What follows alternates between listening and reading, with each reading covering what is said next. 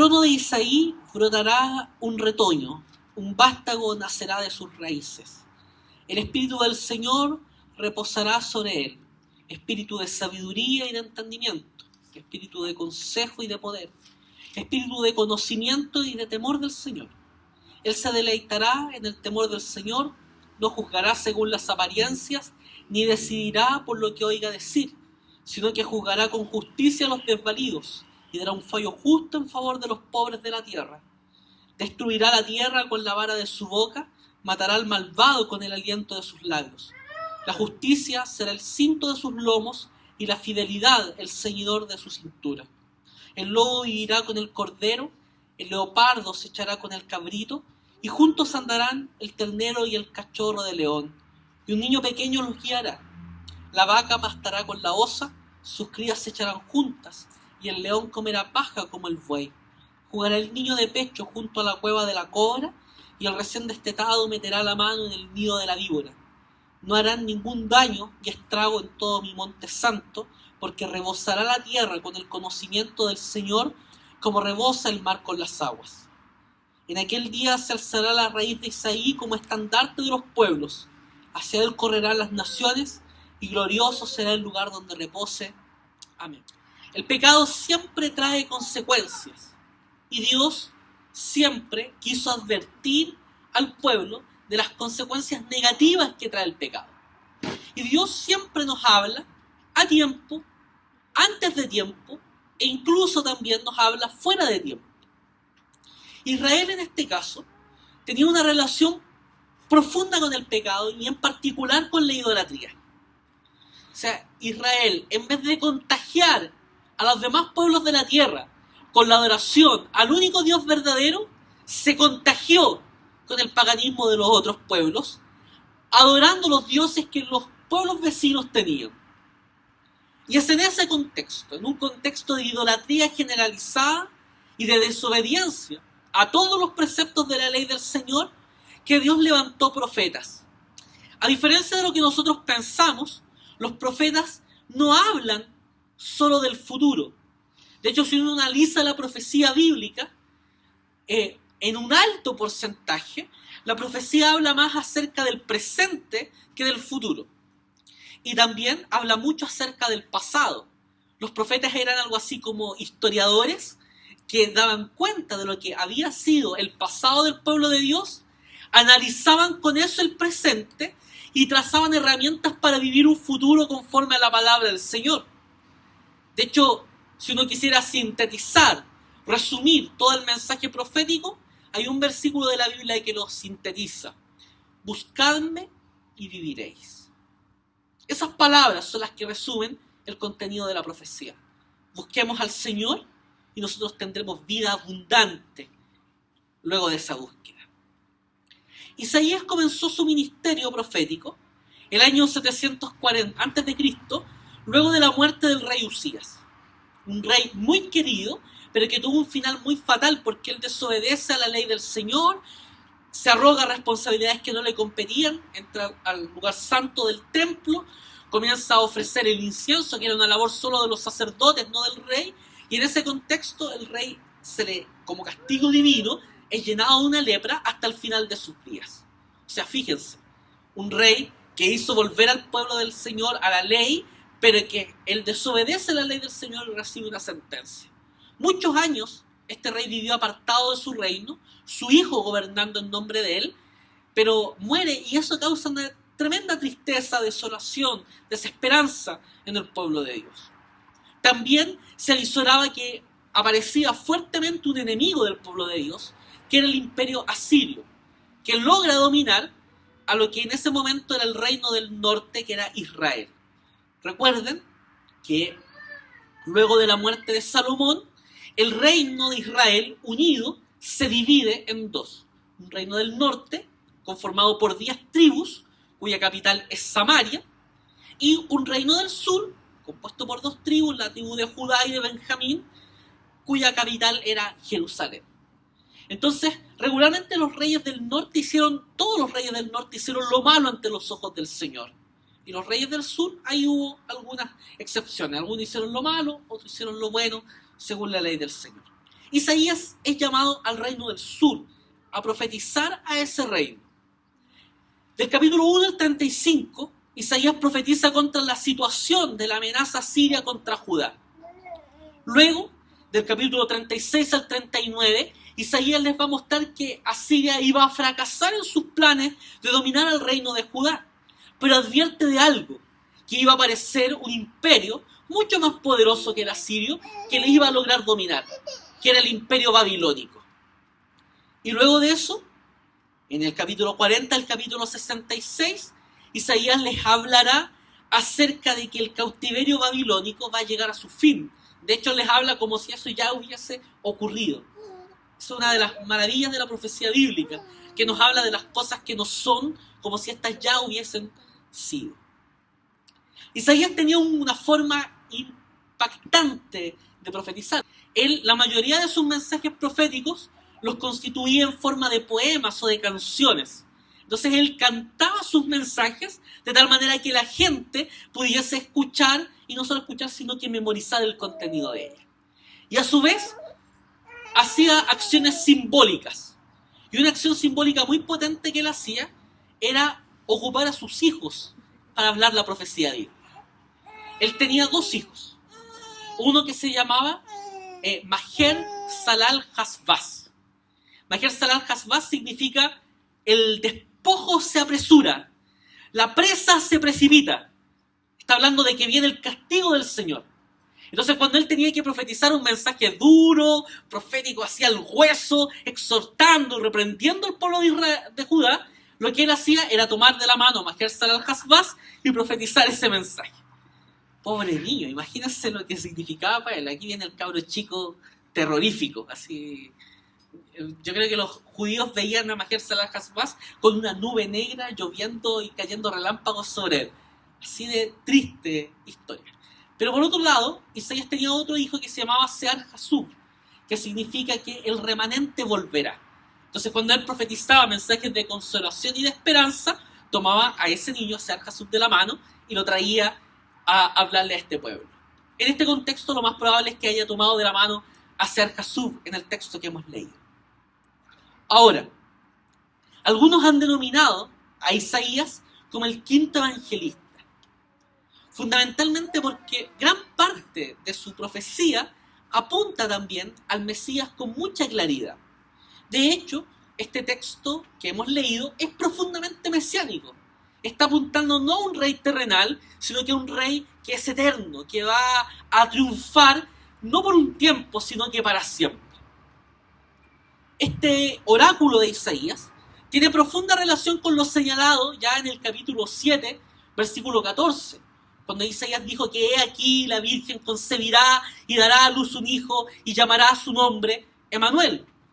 Por otro lado, también en el capítulo 9 señaló lo siguiente, que porque nos ha nacido un niño, se nos ha concedido un hijo, la soberanía reposará sobre sus hombros y se le darán estos nombres: Consejero admirable, Dios fuerte, Padre eterno, Príncipe de paz. Se extenderán su soberanía y su paz y no tendrán fin. Gobernará sobre el trono de David y sobre su reino para establecerlo y sostenerlo con justicia y rectitud desde ahora y para siempre. Esto lo llevará a cabo el celo del Señor Todopoderoso. O sea, esta descripción de un rey que va a triunfar y que va a gobernar eternamente no cabe en ninguno de los reyes y gobernantes de la tierra. Porque todos los reyes de la tierra, todos los gobernantes de la tierra, todas las tiranías de la tierra, un día van a caer. Solo Cristo es un rey eterno. Hay un himno muy antiguo que yo cantaba en el contexto de la iglesia pentecostal que dice: morirán los señores del mundo, mas su reino no acaba jamás. Entonces, en el contexto de esta profecía que hemos leído del capítulo 11, nos muestra un rey que encarnaría la justicia absoluta, la paz victoriosa para todo el género humano, que va a traer felicidad para todos los pueblos de la tierra. Todo esto contrasta con la gloria del rey de Asiria, que fue tirada por el suelo en la profecía del capítulo 10. En el contexto de Adviento, entonces, se hace necesaria la respuesta a una pregunta en particular. ¿Cómo puede ser caracterizado el reino prometido y esperado del Mesías? Y eso es lo que veremos en esta mañana. Veremos cómo es caracterizado el rey, el reino y los súbditos. Entonces, en primer lugar, veamos lo que caracteriza al rey. Capítulo 11, versículo 1 dice: del tronco de Isaí brotará un retoño, un vástago nacerá de sus raíces. Aquí está hablando el texto de un personaje del Antiguo Testamento llamado Isaí. Era un hombre dedicado junto a sus hijos a la actividad ganadera ovina. Ellos pastoreaban ovejas.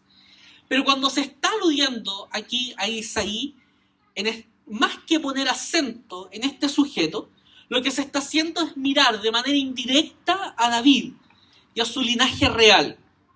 Si uno se fija en el texto que habla de un retoño y de un vástago o de un tronco que resurgirá de sus raíces, esto nos está dando a entender que por causas políticas y militares, ya sea internas o externas, a la dinastía de David, esta dinastía, este reinado, iba a ser destruido o interrumpido por un momento, pero que va a ser restaurado más adelante, antes de que se desvanecieran sus raíces históricas. Si nosotros recordamos el texto de la semana pasada, cuando leímos la genealogía de Jesús, veíamos allí que Jesús, tanto como Dios y tanto como hombre, en sus dos naturalezas es rey. Y en la naturaleza humana, él era heredero legítimo al trono de Israel, incluso por la descendencia paterna y por la descendencia materna. Él es el legítimo heredero al trono. Él es la raíz de David. Él es el vástago que retoñó de ese tronco que parecía muerto. Ahora, este rey que viene de la dinastía de David tiene otras características. Fíjense en el versículo 2 y 3. El Espíritu del Señor reposará sobre él. El espíritu de sabiduría, de entendimiento, espíritu de consejo y de poder, espíritu de conocimiento y de temor del Señor. Él se deleitará en el temor del Señor.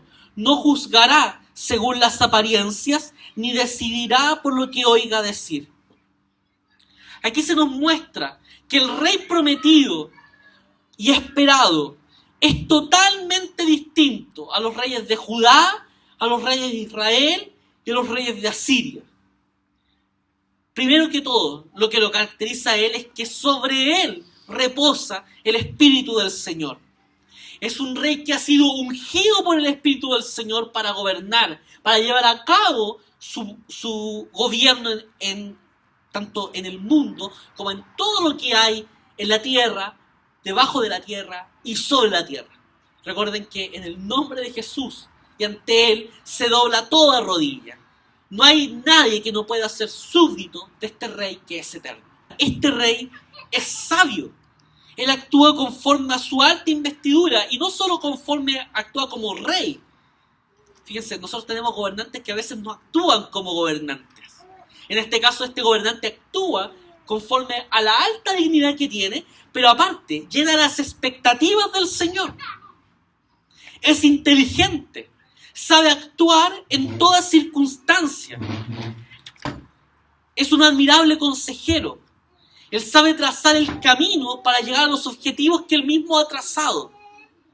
Es poderoso. Tiene toda la fuerza necesaria para llevar a cabo sus propósitos. Nadie puede sostenerse a ese reinado. Tiene conocimiento. Su ética se basa en el conocimiento de la voluntad del Señor. Él conoce la voluntad del Señor porque Él, el Señor Jesucristo, es el autor y consumador de nuestra fe. Es temeroso de Dios. Fíjense en esto. El Hijo de Dios es temeroso de Dios. Se somete a la voluntad del Padre. De hecho, Él recibe el juicio que nosotros debíamos haber recibido en la cruz del Calvario.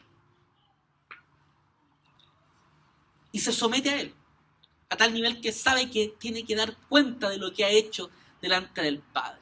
Esto es misterioso, porque Cristo es Dios mismo. Es esencialmente igual a Dios.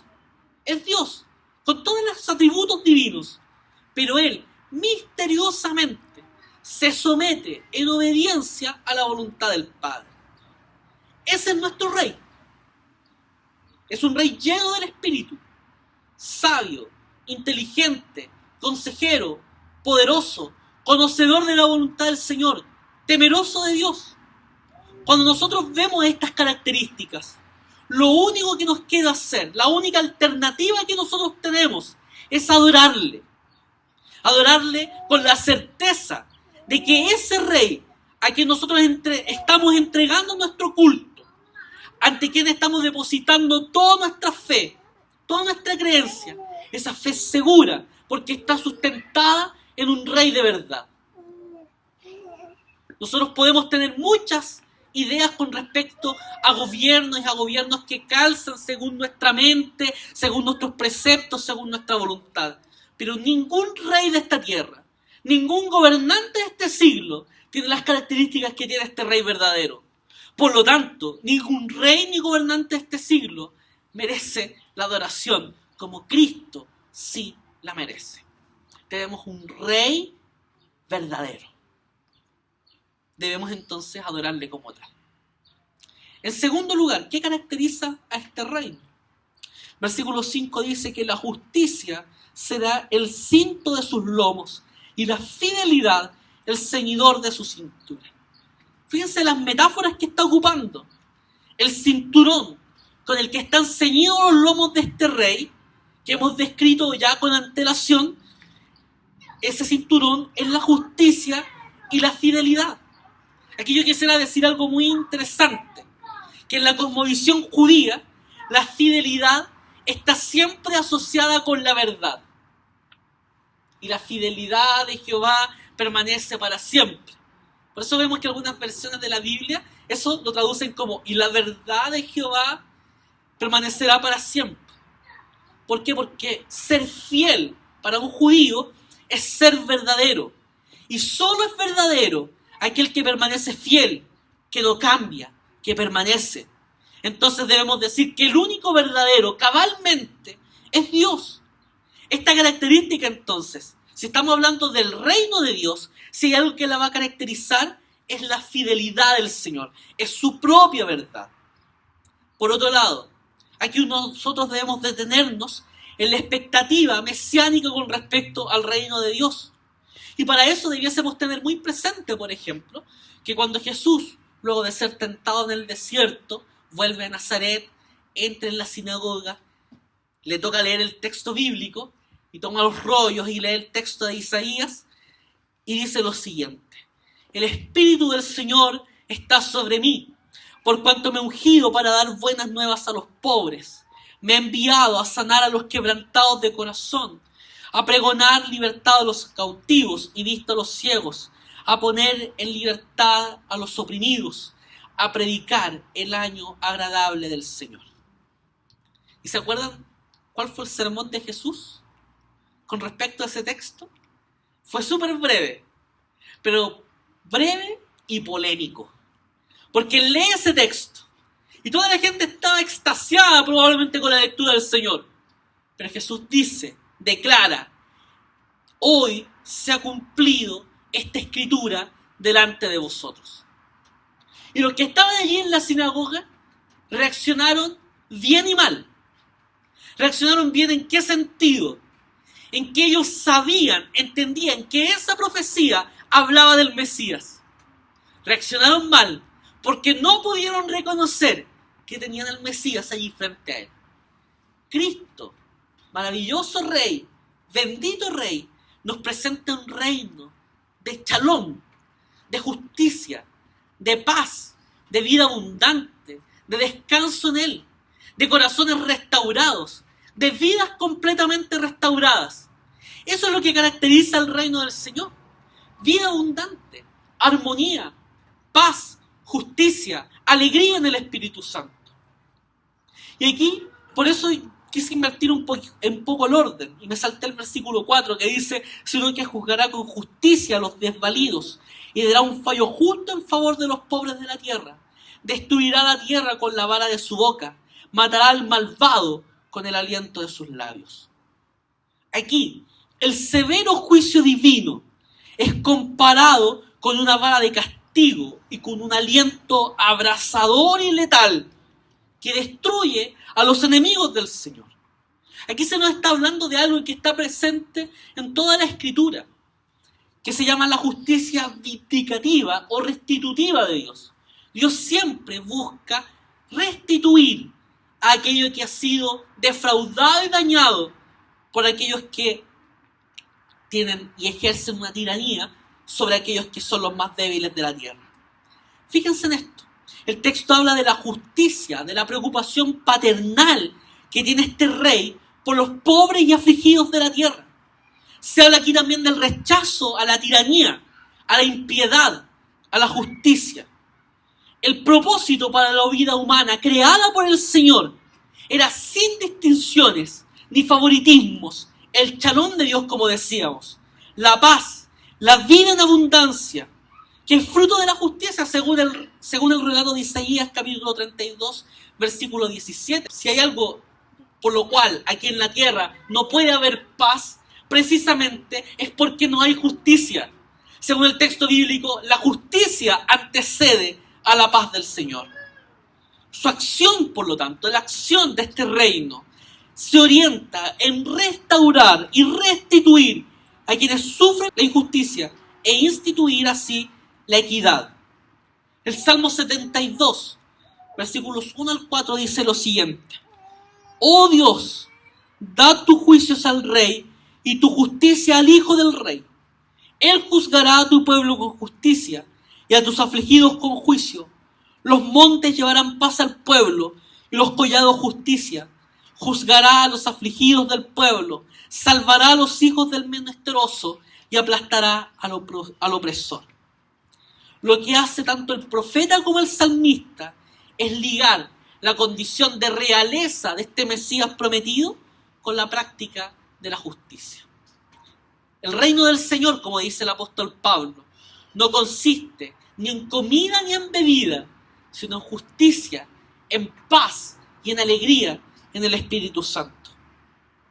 Pregunto, ¿qué estamos haciendo nosotros por la justicia en nuestras comunidades? ¿Qué estamos haciendo nosotros por la justicia en nuestra sociedad? Estos elementos integrales no pueden ser disociados de la misión de Dios. Nosotros debemos tener una actitud pastoral, compasiva, empática con quienes están sufriendo los rigores de la vida y promover la justicia en cada área de la cual nosotros nos desarrollamos. Y usted dirá, ¿cómo yo puedo ejercer y aplicar la justicia en mi contexto? Bueno, hay varias formas en que usted puede hacerlo. Usted trabaja, por ejemplo, para los demás. Si usted trabaja para los demás, entregue un buen servicio a los demás. Entregue un servicio que produzca alegría, satisfacción en la persona, ganas de querer volver a encontrarse con usted, porque usted lo atiende bien, entrega una sonrisa. ¿Cómo lo reconocen a usted en su barrio, en su vecindario? ¿Como el vecino problemático, gruñón, enojón, con el cual no se puede hablar? ¿O con el vecino que cuando alguien tiene una necesidad puede acudir a usted? Porque sabe que no solo va a encontrar una puerta abierta, sino que un rostro alegre, dadivoso. Usted podrá decir, bueno, aquí en este mundo, ¿sabe qué? Hay tanto embaucador, hay tanta gente que hace lo malo y que quiere engañar, entonces ¿cómo yo le voy a dar algo a aquel que busca hacer lo malo? Sí, la Escritura dice que por causa de la maldad, el amor de muchos se enfriará. ¿Pero por qué vamos a ser reconocidos los hijos del Señor? ¿Porque nos vistamos de una determinada manera? ¿Porque nos peinemos todos de una determinada forma? ¿O porque llevemos Biblias debajo del brazo? ¿Por eso seremos conocidos como hijos del Señor? Jesús dijo claramente que en esto conocerán que son mis discípulos, en que se amen los unos a los otros, como yo les he amado. ¿Y Jesús nos manda a amar acaso solo a nuestros amigos? No, Él nos manda a amar a nuestros enemigos, a bendecir a quienes nos maldicen, a bendecir y a no maldecir. Entonces tengamos una actitud pastoral, compasiva, amistosa, que abraza a las personas. no negando el pecado. Si cuando la gente llega aquí sucia, envuelta por sus pecados, tal y cual nosotros llegamos ante la presencia del Señor, lo que necesita es su abrazo, el abrazo del Señor y la corrección claramente del Señor, pero una corrección que nace del amor. Timothy Keller dice en su libro Iglesia Centrada que si la iglesia no se identifica con los marginados, será ella misma marginada. Esto es la justicia poética de Dios. Hay gente que tiene mucha necesidad en este mundo. Y nosotros somos duros de corazón frente a la necesidad de las personas. Aprendamos a distinguir entre quienes tienen hambre y sed de justicia y aquellos que tienen hambre de pan y sed de agua. Porque cuando aprendamos esa distinción, aprenderemos a quién llamar bienaventurado. Hay gente que no es bienaventurada hoy, a la cual nosotros debemos tratar compasivamente. El corazón de Jesús tiene que hacerse carne en nosotros. Cuando Él vio a las multitudes, vio que las multitudes eran como ovejas sin pastor y tuvo compasión de ellas. ¿Cómo miras a tu vecino no creyente? ¿Cómo miras a tu vecino necesitado? ¿Cómo ves a tu vecino que está triste, deprimido, amargado?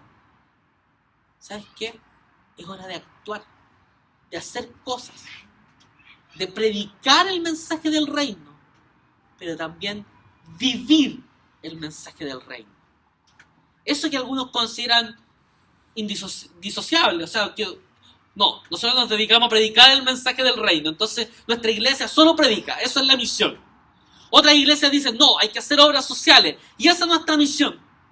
La misión de Dios no es una división que busque tomar lo que a ti te agrada o lo que no te agrada. La misión de Dios incluye la proclamación de este reino, que insisto, es justicia, paz y alegría en el Espíritu Santo, como también la vida de esa justicia, paz y alegría en el Espíritu Santo. Y en tercer lugar, lo que caracteriza a los súbditos. Versículos 6 al 10. Si esto no es poético, no sé qué es poético, ¿ya? Es muy lindo. El lobo vivirá con el cordero, el leopardo se echará con el cabrito, y juntos andarán el ternero y el cachorro del león, y un niño pequeño los guiará. La vaca pastará con la osa, sus crías se echarán juntas, y el león comerá paja como el buey. Jugará el niño de pecho junto a la cueva de la cobra, y el recién destetado meterá la mano en el nido de la víbora. No harán ningún daño ni estrago en todo mi monte santo, porque rebosará en la tierra con el conocimiento del Señor, como rebosa el mar con las aguas. En aquel día se alzará la raíz de Isaí como estandarte de los pueblos. Hacia él correrán las naciones, y glorioso será el lugar donde repose. Si nosotros leemos con atención este texto, vemos que un estado de paz y de armonía en el que van a vivir los súbditos del reino.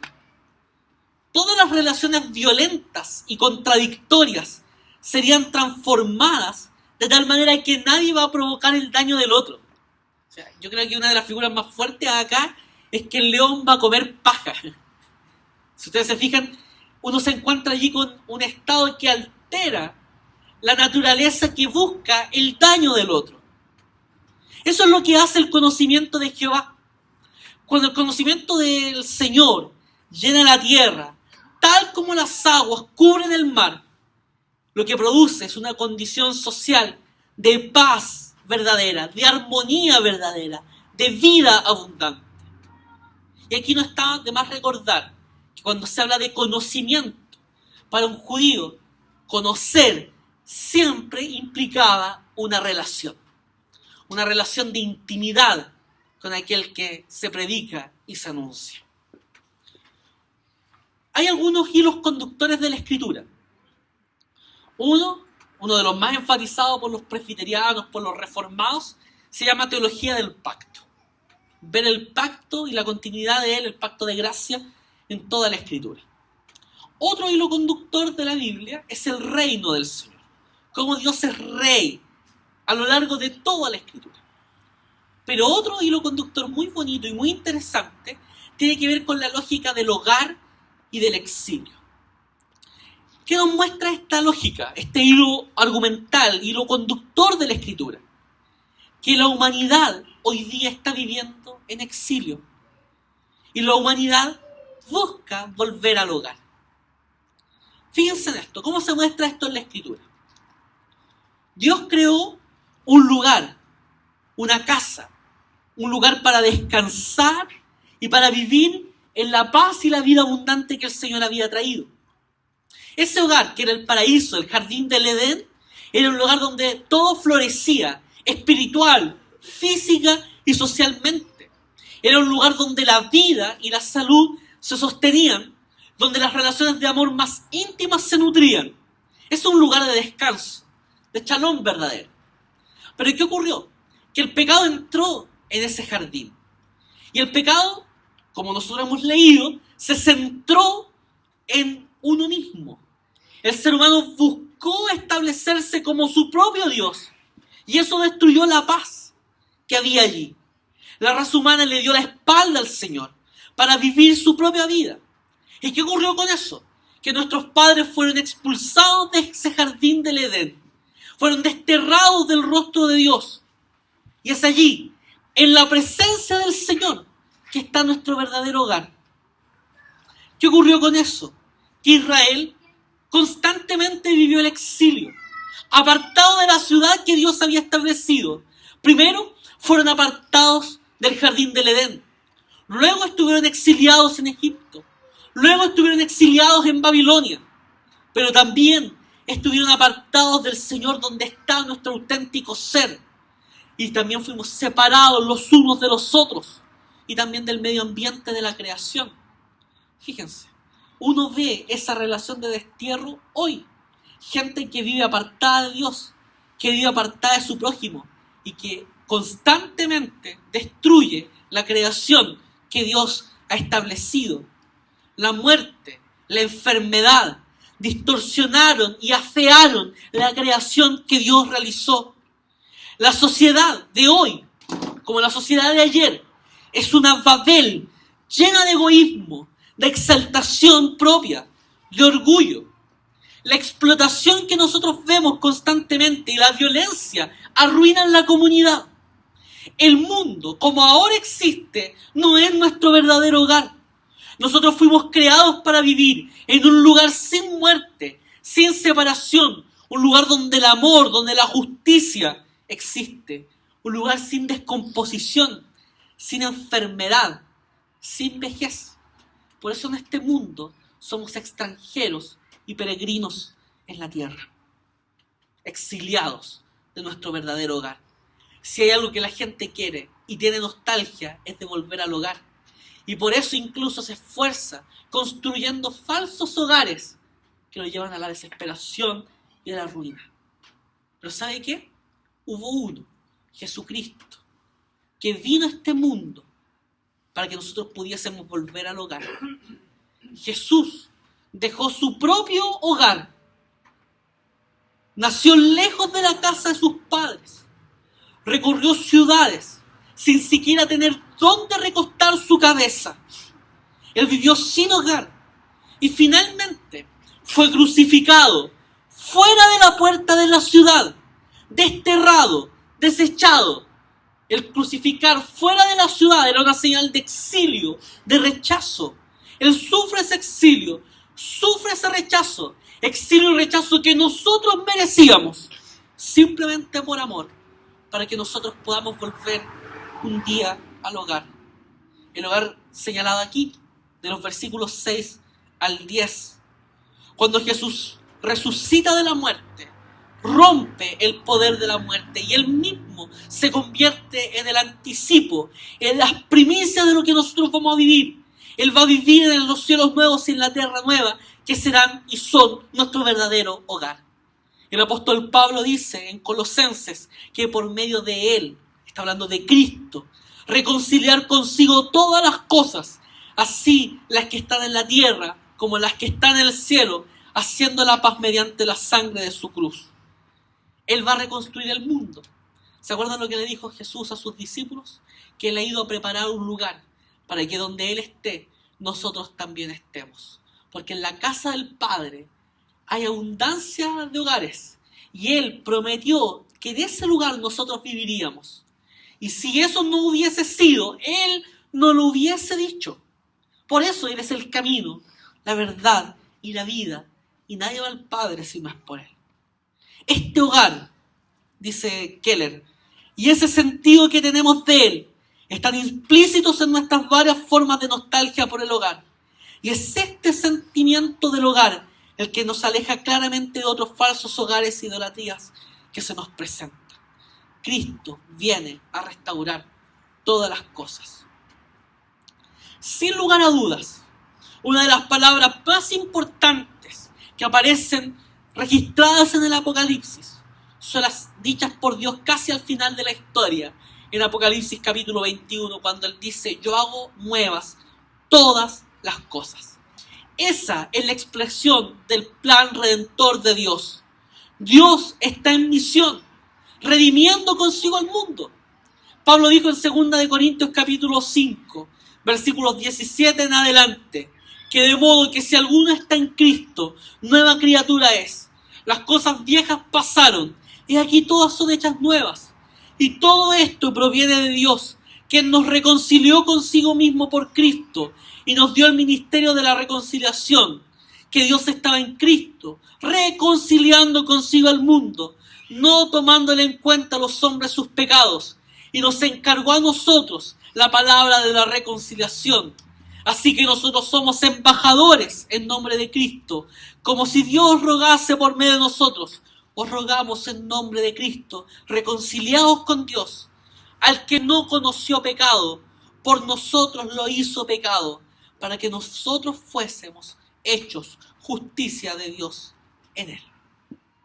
Este texto es maravilloso, porque nos muestra un Dios que no está de ocioso, mirando de lejos el mundo, como dicen algunas visiones acerca de Dios. Dios está activo, Él está trabajando, Él está en misión. Y en esa misión envió a su Hijo para que muriera en la cruz por nosotros, para reconciliarnos con Él. Y a tal grado llegó esa reconciliación, que cuando usted piensa en el pesebre, cuando piensa en Cristo allí, en ese humilde establo de Belén, piense en esto, que Cristo por nosotros se hizo lo siguiente: al que no conoció pecado, por nosotros lo hizo pecado, para que nosotros fuésemos hechos justicia de Dios en Él. Cristo nació para morir por amor a nosotros. Y por esa muerte hemos sido reconciliados. Y no solo eso, hemos sido hechos embajadores del Señor para proclamar las virtudes de aquel que nos llamó de las tinieblas a su luz admirable. Dios está en misión. Cristo muere en esa misión. Nosotros hoy día tenemos que proclamar el evangelio del reino del Señor en la misión que tenemos. No hay cristiano sin proclamación del mensaje del reino. Si usted no cree en eso, está equivocando su rumbo. Si hay algo para lo cual nació la iglesia, fue para predicar. Imagínense en esto. Yo tengo hambre y quiero también informarme de las noticias. ¿Saben? Mire, yo puedo ir al aeropuerto de Pudahuel, comprar los pasajes y tomar un avión. ¿Por qué? Porque en el avión te dan comida y te dan periódicos y pasan noticias, a veces por la pantalla, en fin. Cumplo el propósito, ¿cierto? Me alimento y me informo. Pero el avión no fue creado para eso. El avión fue creado para volar a distancias pueden ser distancias largas, pero de una manera muy breve en tiempo. O sea, lo que uno se demora en bus es incomparable a lo que puede demorarse en un avión. Ese fue el objetivo del avión: volar a distancias en el menor tiempo posible. En el avión tú puedes conseguir objetivos secundarios: comer, informarte, dormir. Pero nadie que quiere comer, nadie que tiene sueño va al avión para satisfacer esa necesidad. Bueno, Aquí en la iglesia nosotros tenemos compañerismo cristiano, podemos tener amistades, podemos también resolver nuestras dudas, podemos también recibir consolación para nuestras tristezas, ánimo en medio de la adversidad. Pero si hay algo para lo cual nació la iglesia como objetivo prioritario, es ser testigo de Jesucristo a todas las naciones de la tierra, comunicar el mensaje del reino. Y tú, todos los que estamos aquí reunidos hoy en esta mañana, hemos nacido para predicar el evangelio. Es que yo no sé nada de ese mensaje. Es que ¿cómo voy a compartir el mensaje del reino? ¿Sabes? Lo único que necesitas es haber conocido a Jesucristo. Una de las mejores definiciones de evangelismo en la que Charles Spurgeon dio hace muchos años atrás, cuando dijo que evangelismo es un mendigo diciéndole a otro mendigo dónde conseguir pan. ¿Has recibido la vida de Cristo? Tienes lo suficiente para compartir el mensaje del evangelio. En la iglesia primitiva no habían misioneros. No habían agencias misioneras, como por ejemplo la agencia misionera presbiteriana transcultural. No existía eso. No existía organización, movilización, no existía juventud con una misión, no existían organizaciones misioneras. ¿Sabe por qué? Porque toda la iglesia estaba en misión. Ojalá un día todas esas organizaciones misioneras perezcan y se acaben. ¿Sabe cuándo eso va a ocurrir? Cuando usted y cuando yo nos comprometamos en la misión. Mientras eso no ocurra, esas organizaciones tendrán que seguir existiendo. Pero la iglesia ha sido convocada a la misión. Ahora, cuando dice yo hago nuevas todas las cosas, Dios está hablando de que Él está haciendo algo en el presente, no en el futuro. Yo hago. La renovación de los creyentes y de todo lo creado es segura en las manos del Señor, en el Dios de toda gracia. Solo Él es quien nos puede prometer el paraíso verdadero. Se fija que todos los grandes relatos y discursos de la modernidad han prometido el paraíso aquí en la tierra. Esa era la promesa. Un paraíso que nunca va a ser conseguido por los esfuerzos humanos. Porque ningún ser humano puede construir el paraíso del Señor. Por eso es que nuestra esperanza no solo es en el presente, es en un ya, pero también es un todavía no. Es una esperanza escatológica. Nosotros no solo estamos esperando un cambio social, lo que estamos esperando es la redención de toda la creación. Y ese anhelo es augurado, por ejemplo, por el profeta Amós cuando dice que fluya el derecho como agua y la justicia como un río inagotable. Eso lo manifestará el Señor Todopoderoso cuando en el estado eterno construya el reino verdadero, de verdadera justicia, de verdadera paz y de verdadera alegría que ningún ser humano puede prometer ni cumplir hoy. Por eso es que nosotros anhelamos la venida del Señor. Si algo que Adviento nos hace recordar fue la primera venida del Señor, pero también nos hace poner nuestra esperanza y enfatizar en la venida del Señor, en la segunda venida de Cristo. Segunda venida que a veces nosotros aguamos, pero segunda venida que nosotros no solo debemos esperar, sino que debemos amar. El apóstol Pablo dice: he peleado la carrera, he guardado la fe. Por lo demás, me está guardada la corona incorruptible de gloria, la cual el Señor juez justo dará, no solo a mí, sino a todos aquellos que aman su venida. Hay una diferencia. Nosotros no solo somos llamados a esperar, sino que también a amar la venida del Señor. No por nada, nuestros primeros hermanos, cuando se saludaban y se despedían, no se decían que el Señor te bendiga y que tengas una buena semana. Lo que se decían era: Maranata, el Señor viene. ¿Amas tú la venida del Señor? ¿La esperas? ¿Está en tu agenda? ¿O solo en tu agenda están tus planes planes egoístas que a veces tienes. Que la venida del Señor sea una realidad de la esperanza de nuestra mente en la cotidianidad.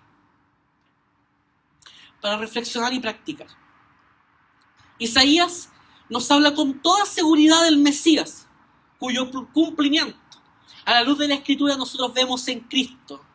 Él es el Emanuel, Él es Dios con nosotros, Él es el Rey prometido y esperado. Pregunta, ¿es Cristo tu Rey?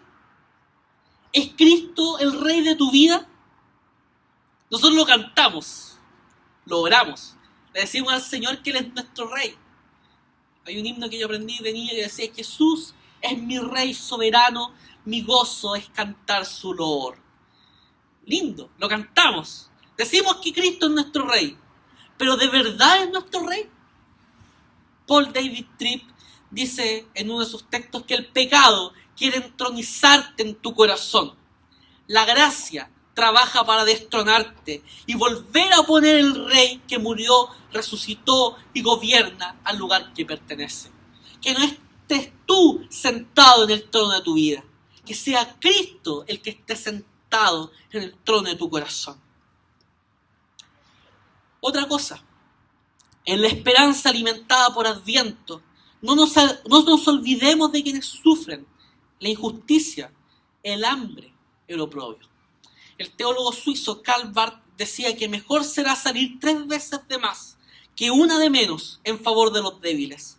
Mejor será alzar exageradamente la voz que mantenerla en un tono discretamente bajo allí donde están amenazadas la justicia y la libertad. La iglesia tiene que ser una iglesia profética en los momentos en que se la necesita. La iglesia no puede guardar silencio cuando se necesita que ella hable. Cuando la iglesia calla, cuando debiese estar hablando, se hace cómplice de la injusticia del mundo.